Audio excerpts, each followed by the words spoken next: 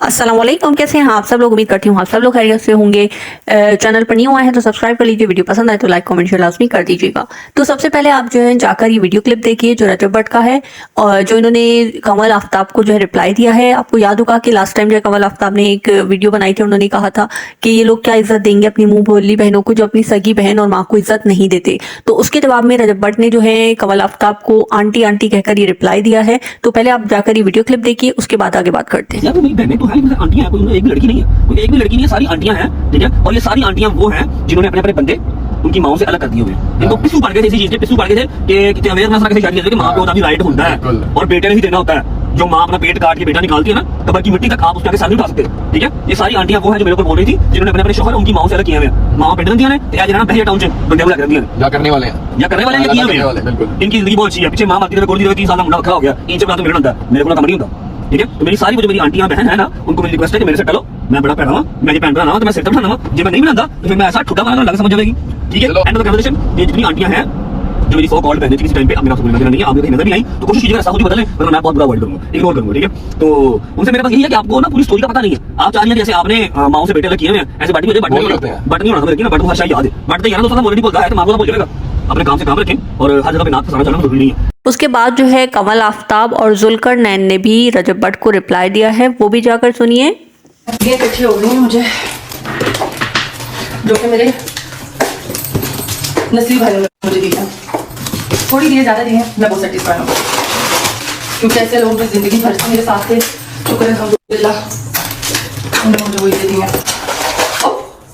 किसी को औकात आ गई, इतने में उस नवाब की जो सेल्फ रिस्पेक्ट है वो हो जाती है हर्ट, और वो क्या करता है कि वो आपका दुश्मन बन जाता है। वो आपको कहने लग जाता है कि ये कितने रूड है यार, इन्होंने मुझे ना करती, मतलब मुझे बादशाह सलामत को ना करती है। और वो क्या करता है कि वो आपके खिलाफ वीडियोस डालना शुरू कर देता है कि इनका तो बिहेवियर ही बहुत रूड है। क्यों? क्योंकि हमने बादशाह सलामत को एक दफा तो रजामत कर दिया था, दूसरी दफा हम जरा मसरूफ थे और उन्होंने हमारी मसरूफियत को रूडनेस समझ लिया। क्या बात है भाई, क्या बात है। हाय हाय हाय हाय, तुम लोग ना भेड़ों के भेष में छुपे हुए भेड़िए हो साधो, तुम लोग नहीं रजामंद हो सकते कभी भी किसी जगह।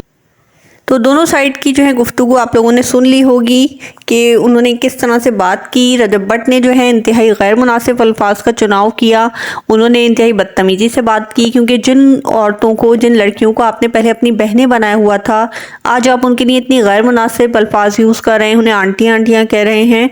तो ये इंतहाई गैर मुनासिब रवैया है जो आपने इख्तियार किया है। आप इज़्ज़त से तमीज़ के दायरे में रहकर बात करते तो ये मुनासिब भी लगता, क्योंकि इंसान की ज़बान, उसका रवैया, उसका अखलाक जो है उसके ख़ानदान का, उसकी नस्ल का पता देते हैं। तो अगर आप इस तरह से बातचीत करेंगे तो ये आपकी तरबियत को जो है बताती हैं कि किस तरह की हुई है। और आपके अल्फाज में जो गरूर और तकब्बुर है ना, वो बहुत ज़्यादा हो गया है। आप हर जगह पैसे का जो है शो ऑफ करना, अपने आप को सबसे अफजल दिखाना, अपने आप को सबसे ऊंचा दिखाना कि मेरे पास बहुत पैसा है, मेरे पास बहुत फेम है, मैं बहुत मशहूर हूँ, ये सारी चीज़ें जो है ना आपके अंदर बहुत ज़्यादा नज़र आ रही हैं। गरूर और तकब्बुर से आप भर चुके हैं। आप जो है अपने आगे किसी को कुछ नहीं समझ रहे हैं। गरूर और तकब्बुर जो है वो अल्लाह ताला को पसंद नहीं है, और आपके अंदर गरूर और तकब्बुर जो है पीक पर आ चुका है। आप अपने आगे किसी को कुछ समझ ही नहीं रहे हैं। इसके जो है बरक्स जुल्करनैन और कमल आफ्ताब ने जो रिप्लाई दिया है वो इंतहाई मुनासिब अल्फाज में दिया है। उन्होंने अल्फाज का चुनाव अच्छे से किया है, उन्होंने ज़रा भी बदतमीज़ी नहीं की है। और एक पोस्ट भी लगाई है जुल्करनैन ने, उसमें उन्होंने जो कहा है वो मैं आपको बताती हूँ।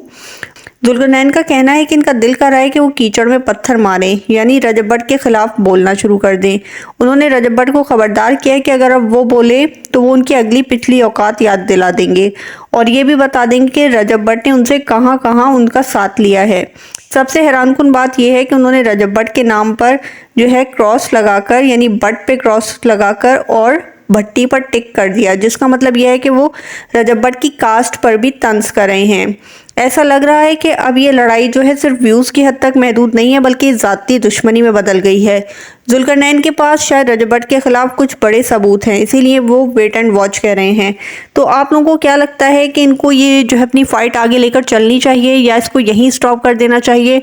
क्योंकि रजब भट्ट की लाइफ में पहले ही बहुत ज़्यादा मसाइल चल रहे हैं, तो अब ये मज़ीद जो है पड्डे में रजब भट्ट को नहीं पड़ना चाहिए और इसको इग्नोर करना चाहिए, क्योंकि पहले ही ईमान और उनके दरमियान इतने मसाइल हैं कि अब ये दूसरा पड्डा और छेड़ देना कहीं की अक्लमंदी नहीं है, क्योंकि पहले आप अपने घर को बचाएं, उसके बाद इधर उधर आप कूदें। आप हर तरफ जो है लड़ाइयाँ फड्डे ले रहे हैं। एक तरफ पतलू से लड़ रहे हैं, दूसरी तरफ आप अपने साले से लड़ रहे हैं, तीसरी तरफ आप कमल और जुल्करनैन से भी लड़ना शुरू कर दिया है। तो मैं तो यही कहूँगी कि अपनी इन बातों को एक तरफ कीजिए और अपने घर के ऊपर जो है ध्यान दीजिए। आप लोगों की क्या राय है कि रजब भट्ट को, जुल्करनैन और कमल को आगे मजीद को रिप्लाई देना चाहिए या उनको इग्नोर कर देना चाहिए? मुझे कमेंट करके लाजमी बताइएगा। मुझे आप लोगों की राय का इंतजार रहेगा। मेरे चैनल को सब्सक्राइब कर दीजिएगा, वीडियो को लाइक कर दीजिएगा। अल्लाह हाफिज़।